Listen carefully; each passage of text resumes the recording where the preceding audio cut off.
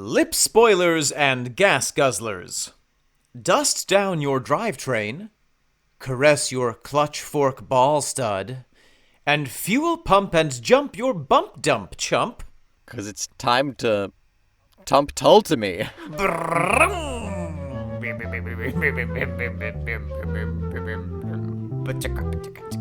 Were those all car references? Sure were, buddy. Oh.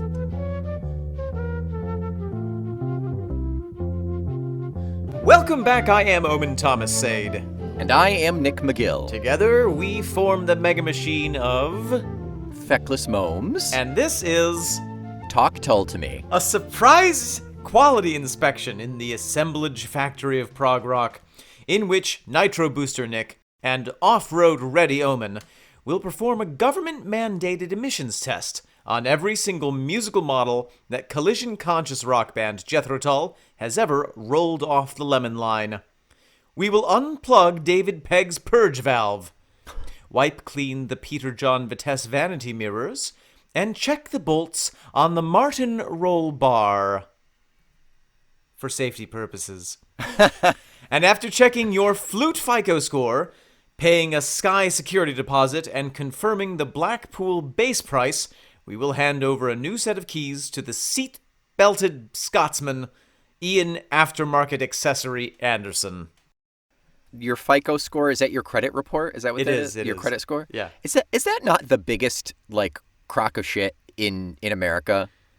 Is that, the biggest scam? Well, possibly the concept of credit itself is an evil which has been visited upon us. Well, that is an evil per se, but I think the credit score is particularly ethereal and bullshit. They've actually recently changed it to make it a slightly less unfavorable to people of color. Oh, slightly less, though. Slightly. Yeah. Welcome, Nick. Hello. This is the podcast, believe it or not. Where we talk Tull? The very one. And today we have the amazing pleasure of filling up our Tull engines with some real unleaded gasoline of a song. Do you put gasoline in your engine? Is that why the Abarth is always in the shop? Just hose it down. Well, I'm driving. I have a little squirt gun that I'm constantly shooting it in there with. That's not how that works? Yeah, no. Cool. Yeah. Nick, what is the song that we are speaking about today? We are on the penultimate track off of this album. It is the first of the air quotes bonus tracks. It is Automotive Engineering. I'm so excited I'm going to blow a cylinder. I've only heard you do that once, and I never want to experience it again. I did it on the way up to my own wedding, remember?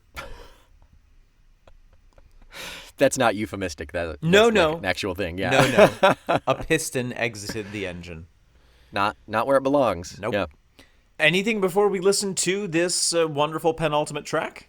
No, let's give her a listen. We've got a mailbag for the halfway there, but let's talk about automotive engineering first. I'm putting my ears into sport mode.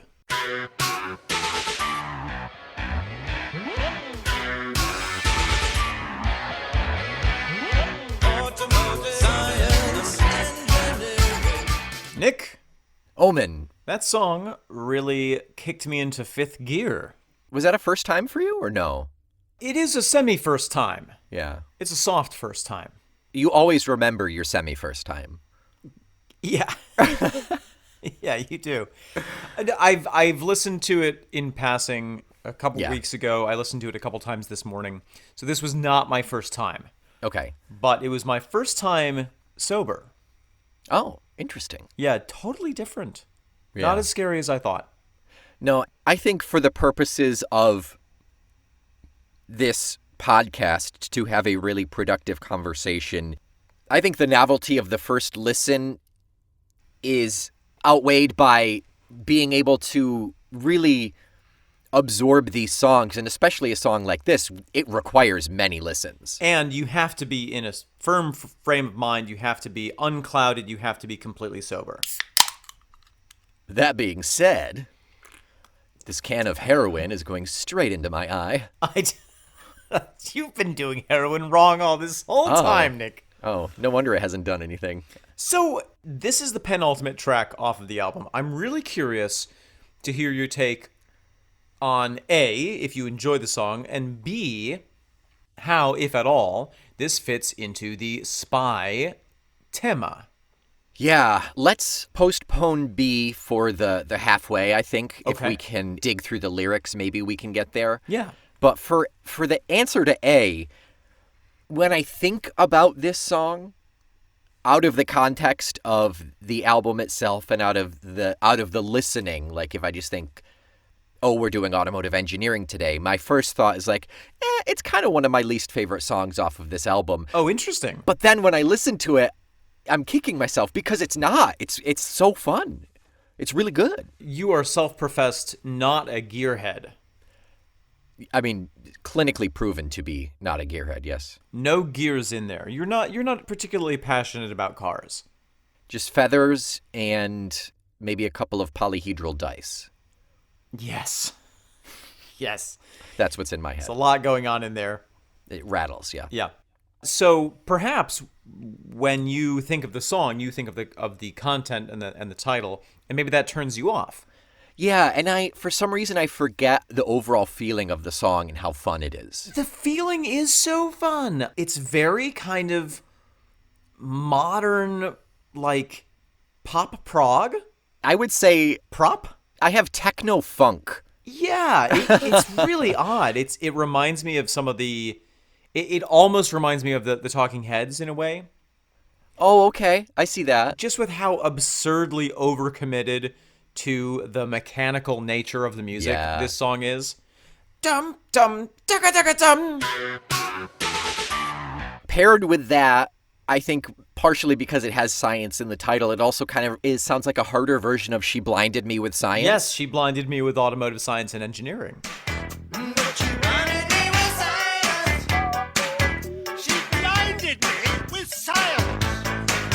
By Thomas Dolby. And also Oingo Boingo, early Oingo Boingo. It definitely sounds like them as well. I'm not familiar with them. It's the band that Danny Elfman was in before he became a composer. It's super bizarre, and I highly recommend it. It's very good stuff. I'm going to listen to Weird Science.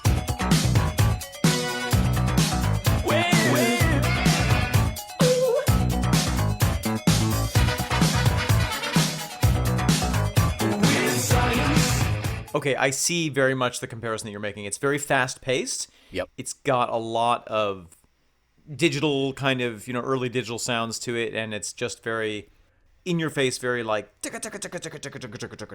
It's super funky, yeah.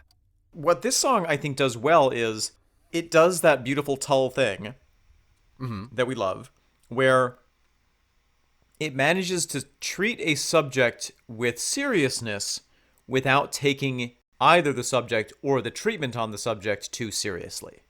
It respects it. But in a silly way.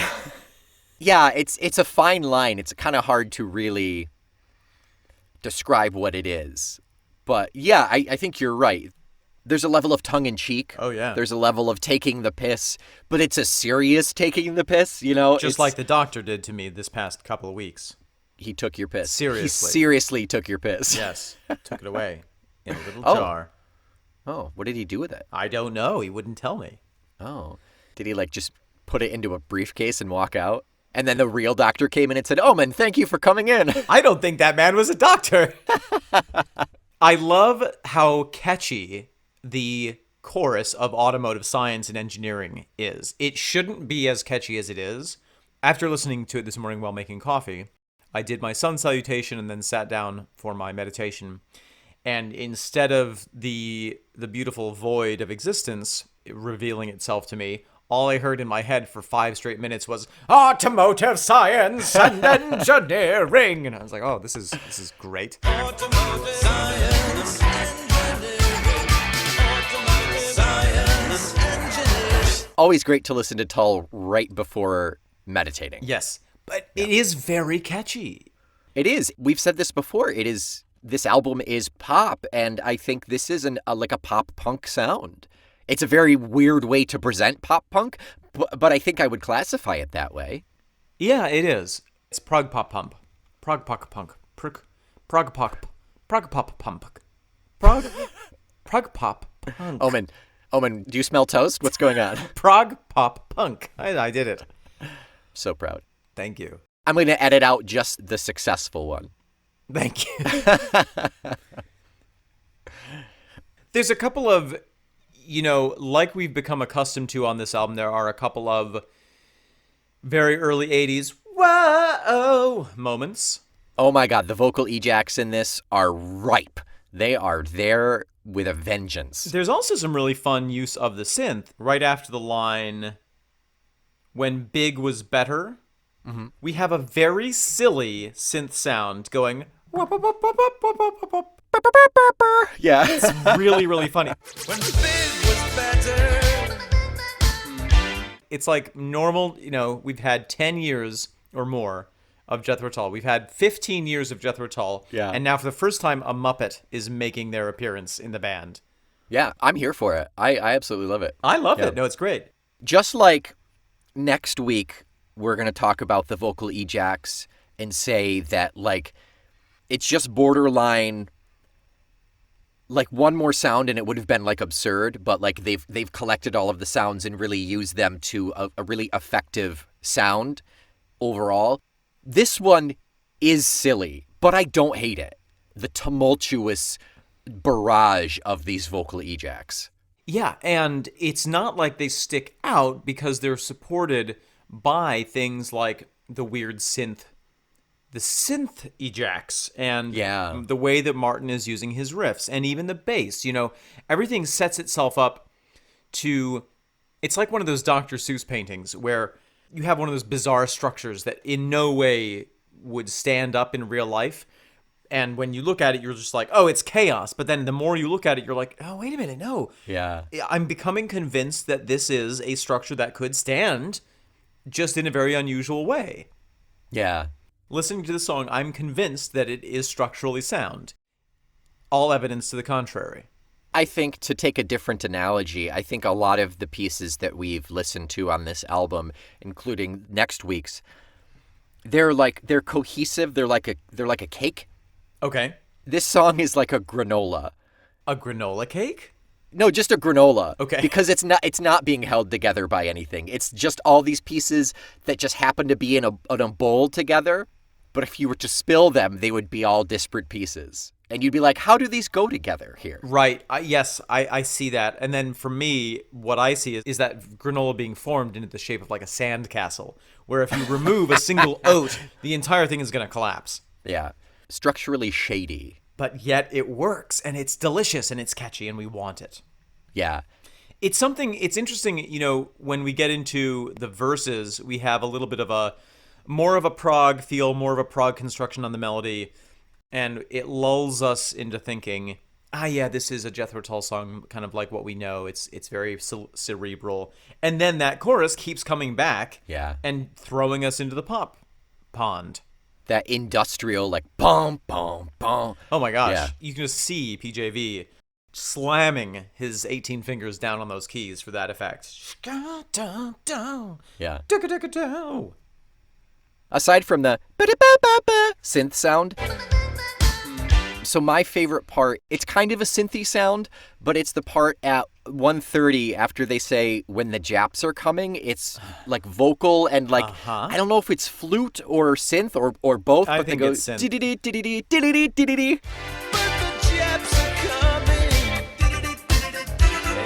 And there's the voice in there. It's so fun. Yeah, I wanted to talk about that moment because obviously when we talk about the context of the song, we'll talk more about this, but that refers to the kind of move of the Japanese car makers coming into the Western car market. Right. Obviously, we don't refer to the Japanese as the Japs anymore, but correct. That was a lot more common in the 80s. And then that little riff is borderline would be unacceptable today, perhaps, because it seems to be kind of making a reference to a more Eastern scale. Yeah. And so it's just a little it's a little dated, perhaps, but, not nearly as bad as a lot of the stuff that was happening in the 80s. Regarding casual racism, yeah, there's kind of a plausible deniability there. It's on the edge with the music. Which in itself is cutting edge to even consider that instead of just being like full out like And now bam. we'll hit a gong or something. Yeah, exactly. Yeah. It's in 4/4. Okay. It's a 4x4. It's 4 on the floor. Okay. It's got 4-wheel drive. Yep. Low ratio? Oh, yeah. Super Okay. low. Ian's voice is... He's hitting some perhaps the highest notes that we have ever heard in this song. It might be. It might be. We're moved to motor.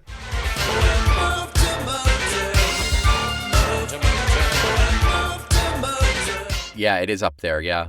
You know, I have a similar natural range vocally to, I think, what Ian's range is, which is not tenor.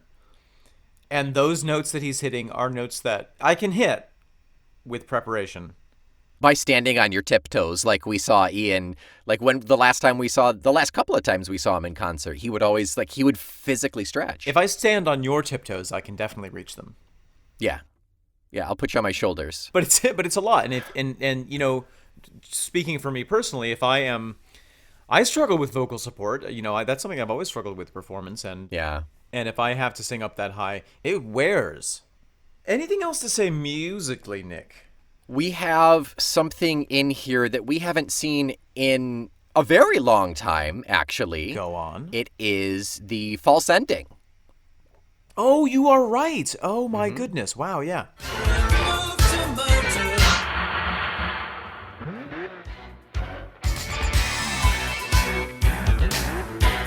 It fades out, and then we hear a little vroom vroom, and then it fades in. Yeah. It's not a full stop, because It's a rolling stop. the repetition of it's a rolling stop. Yeah, the repetition of the chorus, it fades in again. Yeah. Until it comes to the end. It's almost like the song drives away and then loops back on the same track to come whizzing past you again. Yeah, you get the Doppler effect as it zips right by you. Yeah, that was the last thing that I have, is that classic pull the rug out from under you false ending just when you think you're safe. It's a fantastic track. I'm a big fan of it. Yeah, I'm a big intake air filter for it. you are. I'm sucking it into me and letting it cool me off. So visceral. Thank so you. evocative. Nick, why don't we step into my body shop and read some of this mail? I'm glad you added shop onto the end of that. Me too.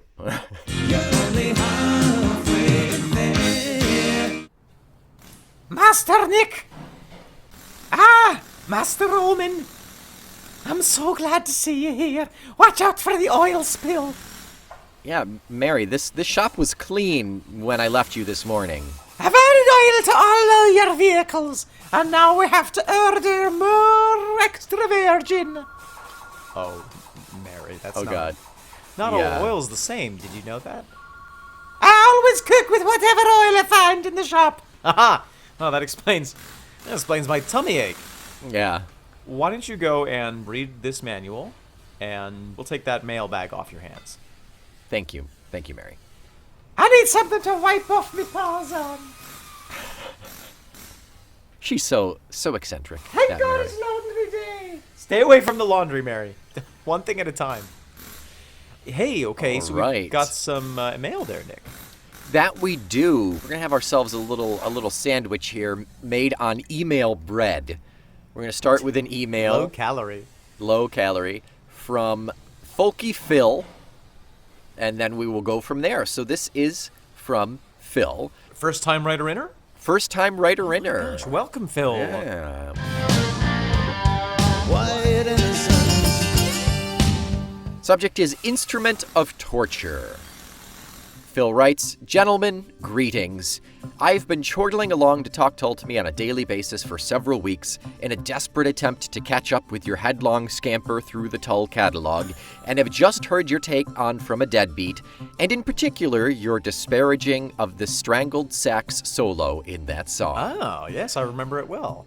As you will recall, even Mr. A describes it lyrically as an instrument of torture, and this brings to mind that the great man has said he gave up playing the bent brass bullhorn because he hated the feel of a wet reed in his bewhiskered gob. Don't we all? One of many reasons to dislike the saxophone. Then, serendipitously, I chanced upon a video featuring the rumbustious Matt Berry, who has also been mentioned in a past edition of Talk Tull to Me. My spirit animal. Reading a letter from comic artist Robert Crumb all about the saxophone. Oh, interesting. I thought you'd be interested. It's rather amusing. I will put the link to that in the show notes. Very good. Thanks for the companionable entertainment. I'm enjoying revisiting the Tullniverse once again and contemplating in depth all the many stars, this time in your company. Keep on keeping on. I know I shall, and unless I hear that another Tull Skull has already done so by the time I catch up to your current output, I'll write again and tell you what March the Mad Scientist is really about. Ooh. Yours, Folky Phil. Phil, thank you so much for writing in. It's a pleasure to have you with us. We love being in your ears. And thank you for writing about the saxophone. I had not heard that particular tidbit about the mouthfeel of the reed. Makes a lot of sense. Yeah. Also, big Matt Berry fan. Our next podcast is probably going to be Blaspheme Berry to me. Ooh, yes. I like that. I'm here for that. And regardless of whether anyone else has written to us about March the Mad Scientist, we'd love to hear your take on it. Absolutely. Absolutely, yes. So, that being said, we have a review from our very same Folky Phil. Omen, why don't you read that? Oh my gosh. A passion project. 5 stars. A show with huge ambition, great inquisitiveness, companionable humor, and a passion to inform and be informed in turn.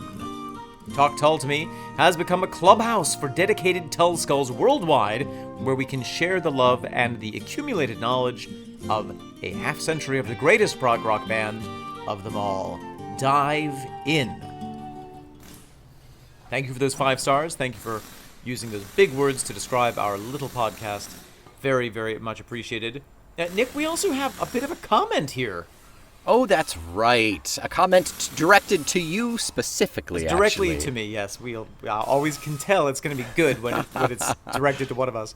This is from the Tubes of You, specifically... My tubes? specifically referring to YEW. I'm going to start a platform called YouTube, where it's a sheep running down nice. cylinders. Yeah. Yeah, I like that. This is in response to the Claire Holditch episode, where we talked with fabulous flautist and musical mischief maker Claire Holditch. The writer Mirset says, "Great interview. By the way, Omen, Andrea Griminelli is still alive." Smiley face. The story about the song Griminelli's Lament, the essence of which you remember correctly, is described by Ian in Rupee's Dance CD booklet. Andrea Griminelli is a famous Italian flautist who possesses good looks, Latin charm, worldliness, exceptional musicality, and, temporarily, no girlfriend, following a parting of ways. That is why I wrote for him this piece of music, which we played together on some concerts with orchestras in Italy in 2002. It combines Celtic and Baroque influences to symbolize our separate musical and cultural backgrounds. Didn't do a lot to cheer him up, really.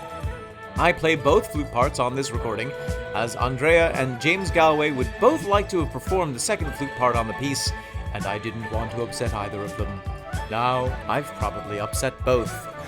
That's really interesting. First of all, thank you, Mirset, for writing in and clarifying that our reports of Andrea Griminelli's death were greatly exaggerated. Wonderful to hear that he's still alive. And I guess I must have read that and remembered the last part of it without remembering the first. Yeah. The actual reason why it was written, which was to cheer up the flautist after having separated from a girlfriend, not to mourn his death. What an amazing friendship web that when you break up with your girlfriend, Ian Anderson writes you a song. I have to point out, Nick, that you've never written a flute duet for me. That's true. Despite my numerous breakups. That's true. I'm clearly not as dedicated a friend. Despite my Latin charm. And your good looks. Yeah, you're right. Well, thank you so much for writing in, for clarifying. Always open to being corrected when we spout fallacies. You spout the fallacies regularly. I do. And finally, we have a return writer in our email. This is from Jimmy James. James. JJ. The subject is unwrapping. The message: yes, gentlemen, I'm still here, listening every week and loving it. This week, your stream of consciousness delivery somehow took us from nobody's car to Homer to the perils of sheep suffering from cheese drunkenness. It was an unexpected ride, believe me. You make me laugh. Thought I would drop you a little line with my thoughts about the overly underrated under wraps. This old Tull skull bought the vinyl on release, of course, and thought my beloved Tull had sold out. It seemed they'd succumbed to the pressure to get airplay alongside all the pop synth on AM radio. It went to the very back of the record bin in my house. Also, sadly, it was a line in the sand with many of my fellow Tull fans who cut old Ian and Martin adrift and waved goodbye. It wasn't until I went back to this album years later that I really appreciated it. They are really great songs. Under the complicated raps, the actual melodies are some of Ian's best. His voice is great and the lyrics superb. So, your under wraps unraveling is working for me. I'm looking forward to Heat, which I reckon is the best track on the album. Musically, I think Ian was like a schoolboy in a candy shop with the technology. He got overexcited. With fewer verbal ejaculations, the sound would have felt less crowded, but who am I to criticize the master? He sounds like he was having fun. By the way, you made a good point about Martin, who loved this album. The drum machine allows him to really shine. He's made quite a few comments about how complicated Ian's music was getting, and he felt he couldn't relax during live performances. His playing on this album is so creative. Keep up the great work, Momes. Jimmy James. Thank you, Jimmy James. Thank you, Mirset. Thank you, Phil. Greatly, greatly, greatly appreciated. And if you're interested, Phil once had a podcast called Folkcast. Oh! He's not producing it anymore, but I listened to a couple of episodes. It's on my to-do list to listen to. It's great. Go back and listen to old stuff. He basically just talks about folk music and plays folk music. And Oh my gosh. It's darn wonderful. What a treat. So, highly recommended there. And I think that's it for the halfway mailbag. Yeah, I think we're done here in the show. Master Nick. I filled up your tires with nitrous oxide. Do you mean nitrogen? No. The nitrous oxide goes in the engine, right? Like, isn't that supposed to boost the engine? Let me have a cigarette and think about... No. Oh. Nick, we need a new body shot. It's a good thing he's a golem and is made out of clay and will reform over 3 days. That's right. Okay. Context of automotive engineering. Omen, the big question here that you asked at the top and that I have written in my notes is... I'm listening. How does this fit into our spy genre? How does this fit into our story that we've been following thus far? I think I can answer that, and I think the way that it fits into the spy story that has been developing over this album is that it doesn't.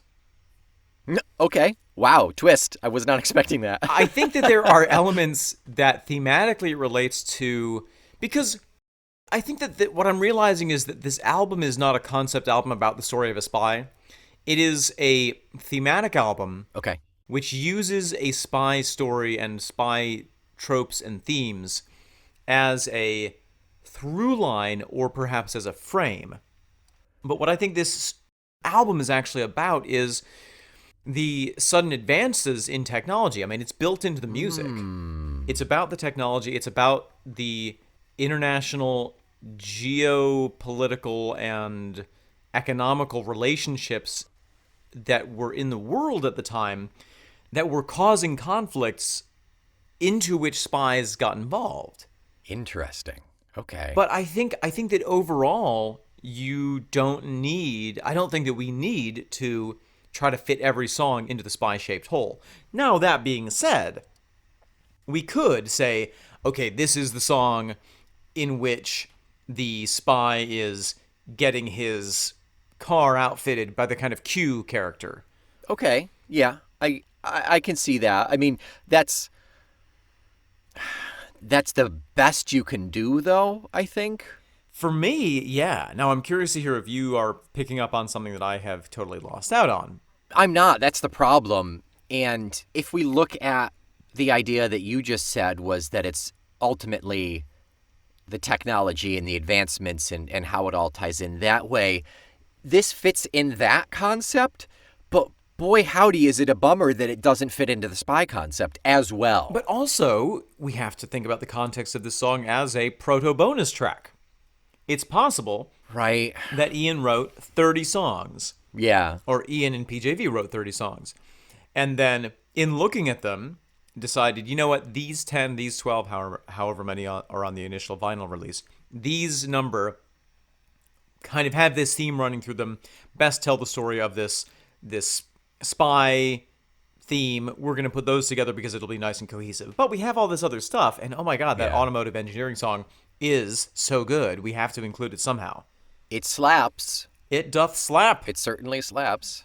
I guess. I mean, I can see the disappointment in your voice. Not everything is about spies.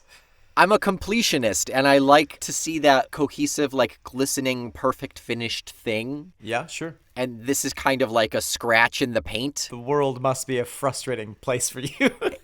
Boy, is it. Boy, is it. No, I get that. I'm not sure we'll ever really know and get an explanation unless they remaster this and put it out with actual drums and get the story behind it and have all the other bonus tracks. Not that they've ever said they will, but I mean, it is a hot topic amongst us Tull Skulls. Amongst you and I. Yeah. I would offer two solutions. A, simply use your imagination to put a spy into the song, even though there's no words referencing the spy's location there. Yeah. Or B, take this song out of the album, which I give you permission to do because it's a bonus track, and put it alongside of Four Wheel Drive. Okay. And make a mini Jethro Tull car album. Just make it an LP, yeah. It's an LP, it's the car LP. Yeah. Cars! Yes, I mean, in this digital age, it's certainly easy to do that. And I don't... Okay, wait everybody shut up. Okay. Wait a second. You heard the man. I do like the idea that you said that it's like maybe him getting kitted out. Sure. With Q.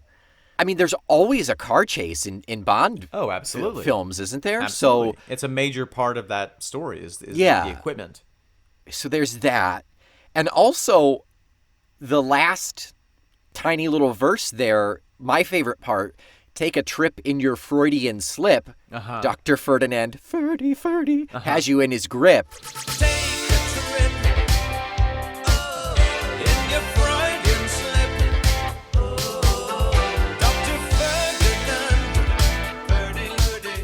has you in his grip. The car in James Bond is an extension of his manhood. Oh, absolutely. I mean, that's yeah. The Aston Martin, I think, was the original, right? And then they added all sorts of other things. But No, it's always been an Aston Martin. Oh, is it still? Always an Aston Martin. Yep. It's always updated, but it's always an okay. Aston Martin because it's a British vehicle. I think I'm going to go on the record now at the end of this album and say I've never watched a single James Bond movie. Wow. Yeah. Really? It's never interested me. Not even the Pierce Brosnan ones? Nope. I played the hell out of GoldenEye on N64. That was a joke because the Pierce Brosnan ones are, in my opinion, the worst ones. Oh, are they? Oh, yes. But that's the era of, like, the terrible 90s. movies. Yeah. Everything was bad in the 90s. I mean, you don't need to watch them. No one's forcing you to watch them. There's a man with a gun upstairs. I've been downstairs A golden gun. Golden gun, yeah. In GoldenEye, the golden gun is a one-shot, one-kill. One-shot kill, like... Yeah. It's an instant kill. And it's... For those of you 3 nerds out there that are listening to this podcast and yearn for those days, the Nintendo Switch...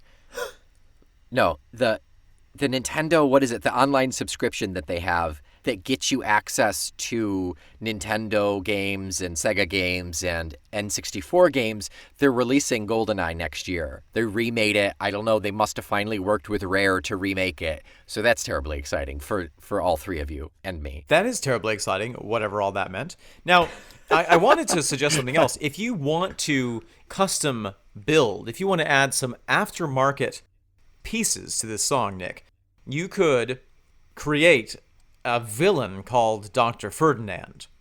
Okay. And make that the villain who's got you in his grip. Okay, yeah. I see that. I will shortly ruin that. No. I will ruin that illusion here in a minute. I'm going to take off the headphones. Yeah, that's fine. Okay, good. I'll tell you to put your hands over your ears. So, but let's go back to the beginning of this song. Automotive engineering, automotive science and engineering. Automotive science engineering. Automotive science engineering. I want to jump to the second verse because I think that I have the key to unlocking this song.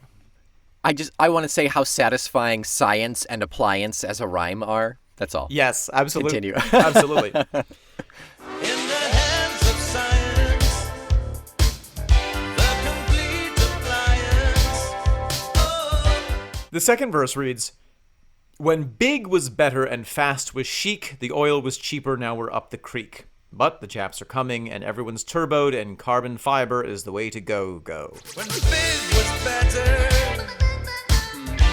and fast was chic. Oh, the oil was cheaper. Now we're up the creek. But the chaps are coming and everyone's turboed and carbon fiber. Oh, is the way to go. If you look at the difference between car manufacturing in the 1970s and the 1980s, you will notice that the 70s was dominated by the muscle cars. You know, the big American brands, the Corvette, the Mustang, the Camaro. These were long, heavy machines that they just could jam as much engine under the hood as they wanted and didn't care about the weight increasing because they would just add more power to the engine. You know, they had huge amounts of horsepower and they used up a lot of gas, a lot of two-seater, beautiful things. When you move into the 1980s, the development of automotive science allowed the creation for smaller but still powerful engines. And so you have the advent of what they call the hot hatchback, which is a smaller car, often a four-seater, that weighs very little and still has a lot of engine power, not as much as the muscle cars, but the engine power is good proportionate to the size of and the weight of the car. The turbo that's referred to there is, I'm not actually sure when it was invented, but it became more common at this time. Everybody's turboed. The turbo is a device that captures the exhaust going out of the engine and recycles it back into the engine to capture that power to give further power to the engine. So the more power that you are producing by the engine, the more power is recaptured. And so it increases the efficiency and it gives you an insane burst of acceleration. I have a turbo in my Abarth 500. And the Abarth 500 is actually an amazing example of the hot little hatchback, a more modern example. It weighs as much as a shoe, but has more power than God, so it thinks. It's like a barking chihuahua, basically, is what you're saying. It's like a chihuahua on cocaine, yes. Yeah, fair enough. It feels like driving a chihuahua. So some of the cars that came out in the 80s were the Volkswagen Golf GTI, which I want very much. The Golf is, a very small car. The GTI stands for Grand Touring Injection. So it was kind of designed to be a long-haul vehicle that still had performance. Huh. Then you also had the Peugeot 205 GTI, the Ford Escort, and the Vauxhall Astra GTE. So these were all affordable, lightweight, you could park them anywhere, good for England, and super fun to drive. So that, I think, is really what this song is about, is this kind of shift in the world of cars from these just big, overbuilt, heavy machines to the more technologically advanced, smaller, fun, front wheel, as opposed to back wheel, cars. And if you look through, there's a lot of references to this kind of thing. Carbon fiber is the way to go. Carbon fiber, I actually didn't realize it was present back in the 80s, but you can make paneling and stuff out of carbon fiber rather than steel, which reduces the weight considerably. I think it's hideously ugly, but people now put carbon fiber on everything. It's like the new chrome. But can't it be shaped and painted and molded to look just like the steel would be? Like, what? How does it look ugly? I just think it's gross looking. Yes, you could paint it, but one of the reasons that people like it exposed is because that's carbon fiber. Oh, is that like the crosshatchy? Yes, black crosshatchy. Yes, that looks dumb. Yeah, it looks like a toy. Yeah, I mean in the right application, but down to the robot factory, I believe that there was a shift to more, now that we have technologically advanced computers and robots, we have the ability to manufacture things through robots, which makes things a lot more efficient. Toyota and the Japanese were huge proponents of that, so the fact that the Japanese are coming is the entrance of Toyota into the car market, which was really, really made a huge upheaval.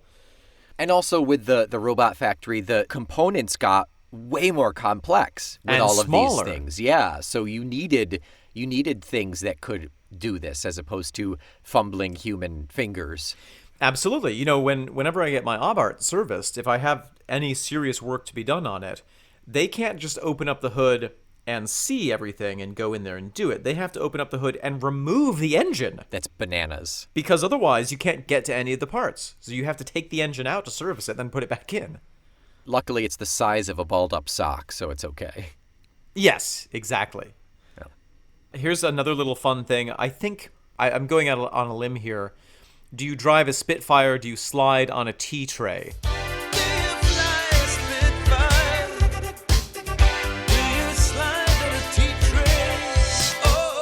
This is getting very esoteric. A Spitfire, of course, was the British plane that helped Britain stave off the German Luftwaffe and win the war in Europe. Yep. But sliding on a tea tray, I think, refers to a very particular practice with front-wheel drive vehicles. So if you have a back-wheel drive vehicle, you can rev it up to within an inch of its life and you can drift. Oh, yeah, right. Because the back wheels are spinning so fast that they're not really making as much contact with the ground, and so you can kind of drift around these tracks. That's also what doing donuts is, right? Like, that's how you would do a donut? Yes. Now, on a front-wheel drive car, you can't do that, because if your front wheels aren't making enough contact with the pavement, you lose the ability to steer. Yeah, right. But some people still want that feeling of drifting, and so what they will do is they will take plastic, what we would think of as school lunch trays. Yeah. Put two of them underneath the rear wheels. And then you can drive, I think it's called schooning.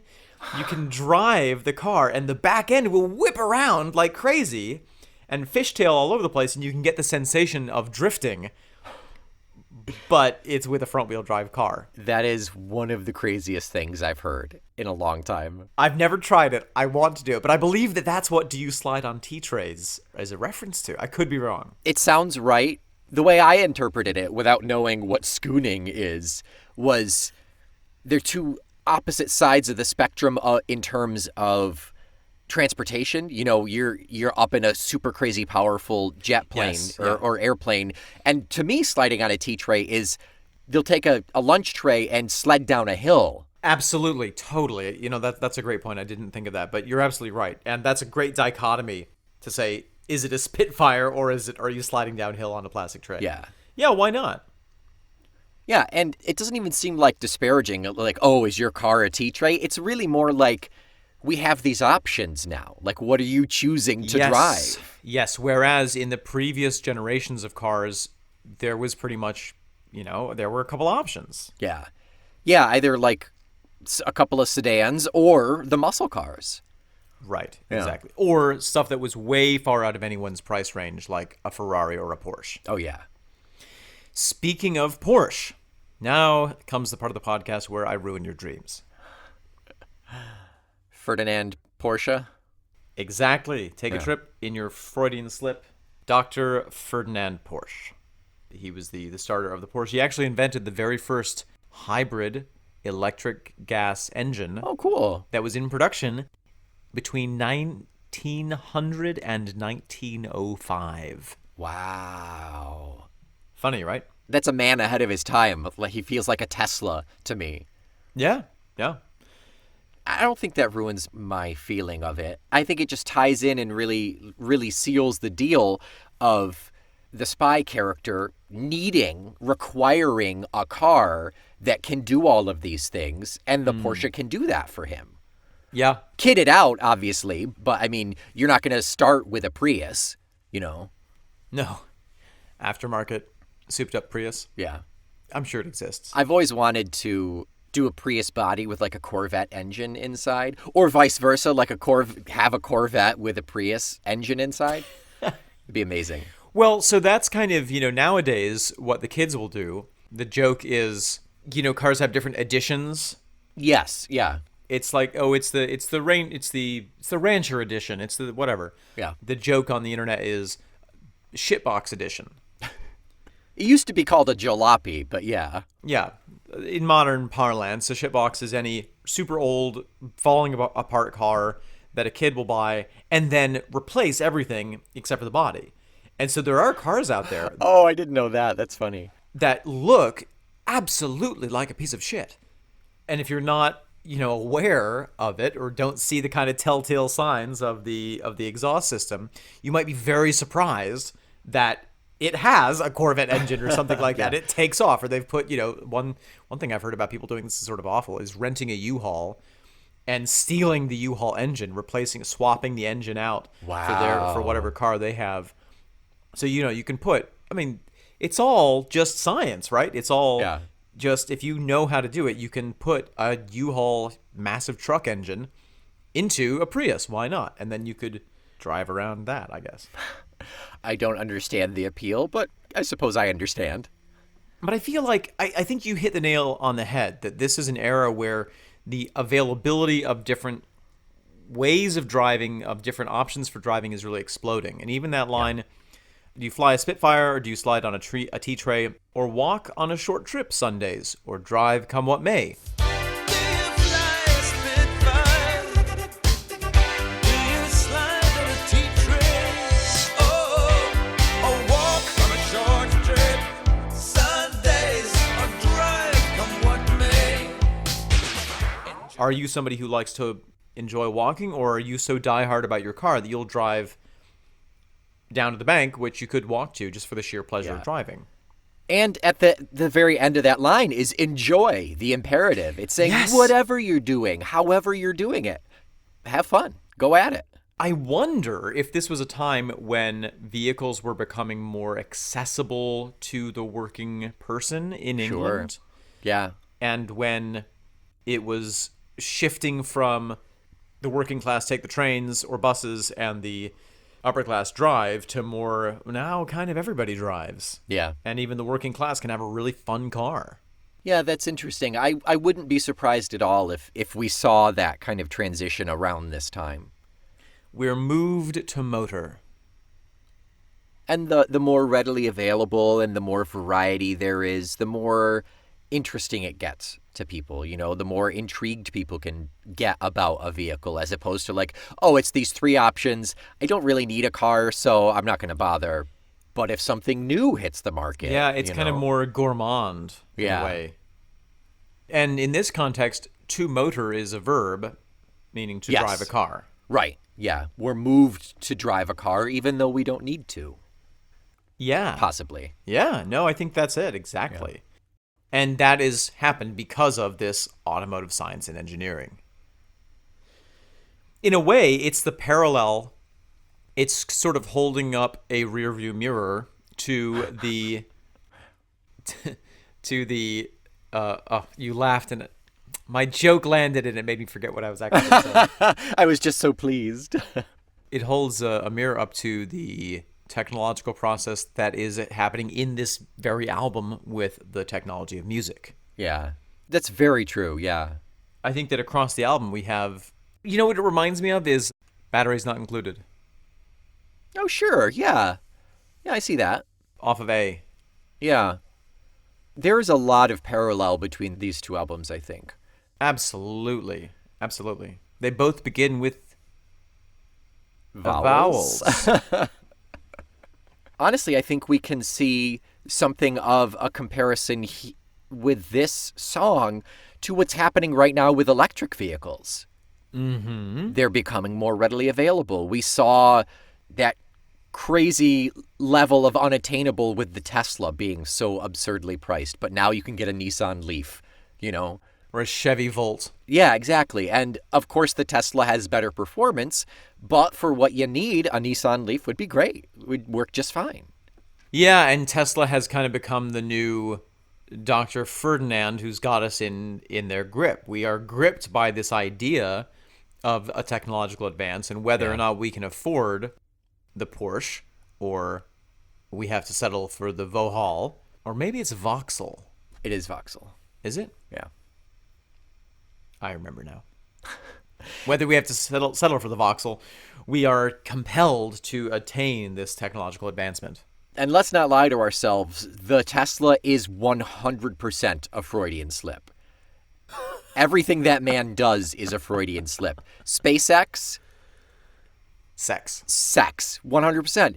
Oh, yeah. Yeah. Tesla models are S, E, and X. No, he's a child. Yeah. With a lot of money. With a lot of money. That being said, you see sex in every single song that we do, so But I mean... I don't have a lot of money. That's the difference. Oh, see. okay. And Teslas do have an incredible performance. They do, yeah. In my Fiat 500 Abarth, I can, from a dead stop, outrun pretty much any stock car that's on the market. Yeah. But not the Tesla. It has such an absurd acceleration. I mean, it's so unnecessary. Yeah. And it makes me a little jealous. Probably the cause of many accidents. Possibly, yeah. So, okay, before we wrap this up, there's only one last thing that I want to say. Sure. So on the positive side, we have, yes, all these fantastic new options with cars, this kind of blooming of the diversity of all the different things you could drive. Uh-huh. But at the same time, things are becoming more robotic, things are becoming more digital. There is a slight loss of the human element.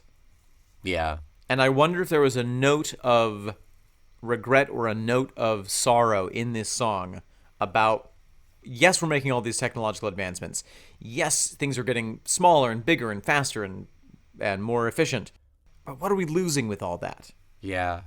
I think that can be applied to really anything of this era, mid-'80s, and this era now, like whether it's automotive engineering or not, the more technologically advanced we get, the easier it makes our jobs, the more removed we are from things, the less we understand what's going on, the less self-reliant we are.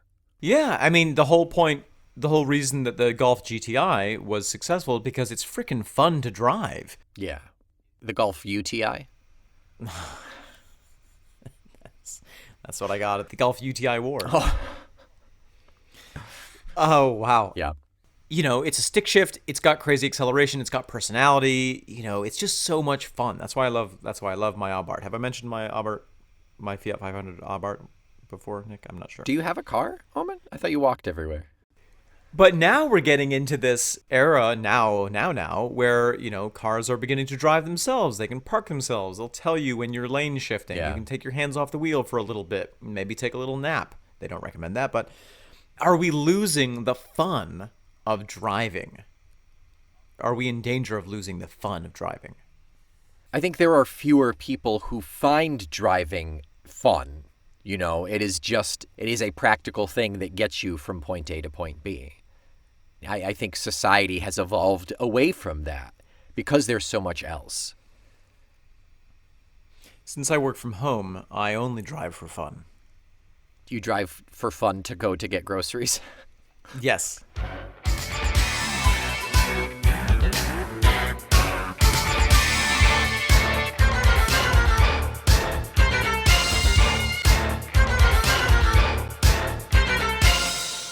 Next week, we will be under-wrapping it up with the final bonus track off of this album. Nick, do you know what it is? I know what it is. Do you know what it is? I think he's crossing.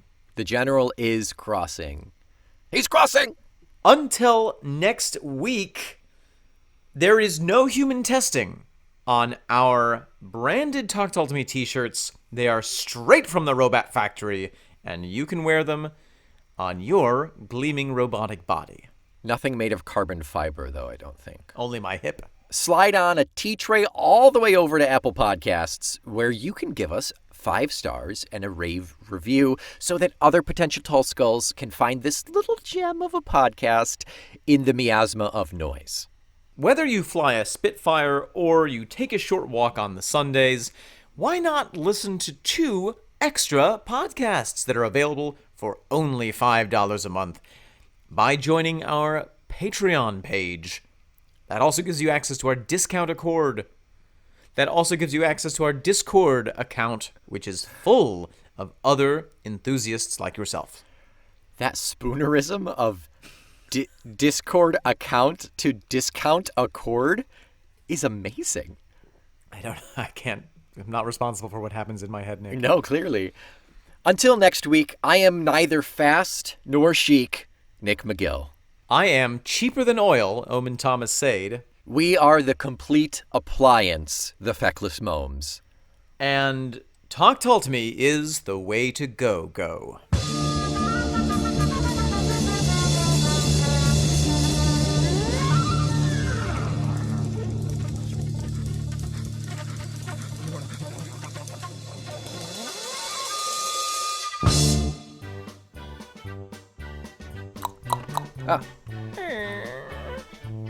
Come in.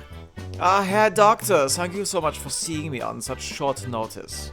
Welcome, Ferdy. Welcome. Take a seat, please. Yes, Doctor. May I sit ramrod straight like one of mine pistons? Please do. Straight. Yes. Yes. Taking notes, yeah. Very straight. My whole body is strong like iron and steel. Straight. Do you identify with being straight? Oh, yes, I am so straight all the time. Correct. Ah, yes, just like in the glory days, anything that wasn't straight, bang, bang, is dead. Oh, yes. Do you feel sorrow at the death, Tull? Sorrow, the only thing that I feel sorrow about, Dr. Freud, is when I see a worker who is being unproductive. Because, yes, you see, everything must be such straight lines when we were making the Tiger Tank, originally called the Ferdinand, which helped to almost win the war.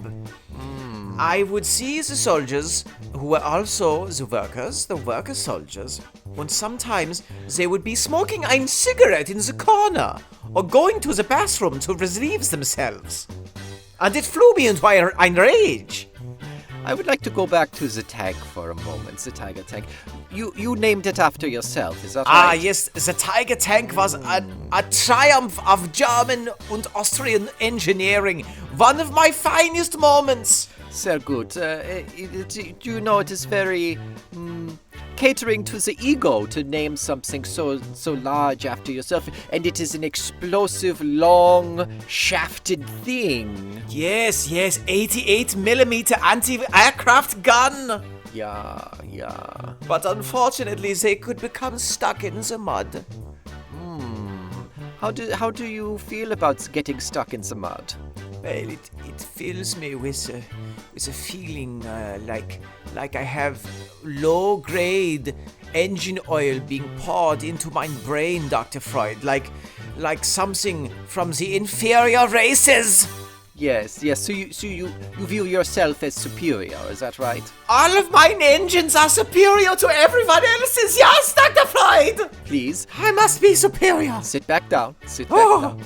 Oh, I nearly sprung a leaf spring. Have a cigarette. Yes, put it in your mouth. Yes, oral fixation. Yes, I fixated my oral problems. Yes. Did you see how I smoked it all in one draft? The lung power is impressive. Like an old-fashioned Renault C6V, sucking the air into it to make explosive use of the gasoline to destroy mine enemies.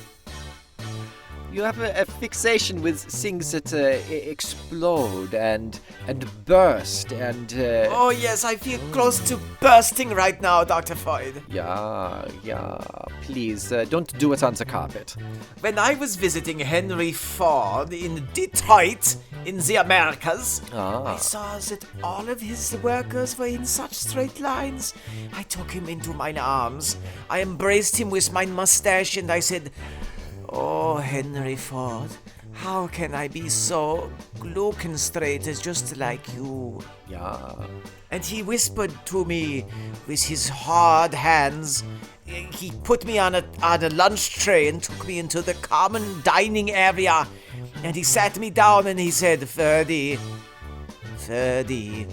I will tell you my secret."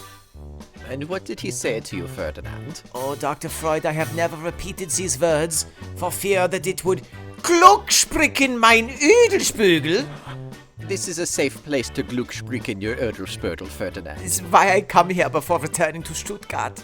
He said to me, Tull to me, is ein proud member of this Fäcklisch-Momische Audio Networken. Got a little Dutch on that one. Hail horsepower!